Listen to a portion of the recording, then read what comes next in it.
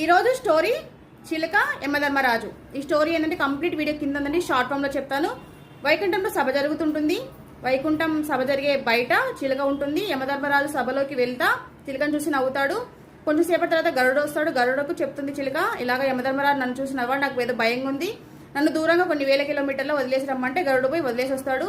సభకు లేట్ అవుతుంది గరుడికి. యమధర్మరాజు అడుగుతాడు, ఏమైంది ఇంతసేపు లేట్ అయింది అంటే గరుడు చెప్తాడు, ఇలా చిలుక అడిగింది అందుకే డ్రాప్ చేసి వచ్చాను అంటే యమధర్మరాజు థ్యాంక్ యూ అని చెప్తాడు. ఎందుకు అంటే నేను అనుకున్న చిలుక ఇక్కడ ఉంది, దానికి చావు కొన్ని వేల కిలోమీటర్ల దూరంలో రాసిపెట్టింది, ఎలా జరుగుతుంది అనుకున్నాను. కాబట్టి అంటే కర్మ అనేది మనం ఎక్కడికి పోయినా మనల్ని వదలదు. కర్మను మనం తప్పించుకోలేము. హరే కృష్ణ. మీకు ఈ స్టోరీస్ కింద నచ్చితే అండి ప్లీజ్ లైక్, షేర్, సబ్స్క్రైబ్. అలాగే మీకు మా ఛానల్ అనేది ఉపయోగపడుతుందని నేను అనుకుంటున్నా అండి. మీరు చెప్పండి, మీకు ఈ ఛానల్ అనేది ఖచ్చితంగా మీకు యూజ్ఫుల్గా ఉందంటేనే మీరు సబ్స్క్రైబ్ చేసుకోండి. ఎందుకంటే మీ పిల్లలకి అలా